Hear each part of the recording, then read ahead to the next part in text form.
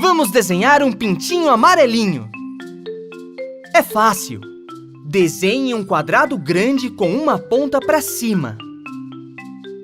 Agora, dentro do quadrado grande, desenhe um triângulo pequeno apontando para baixo e encostado na parte de baixo do quadrado. Desenhe os olhos. Para fazer as asas, você precisa desenhar mais 2 triângulos pequenos nas pontas dos quadrados, dessa forma. Falta só desenhar as patinhas e colorir.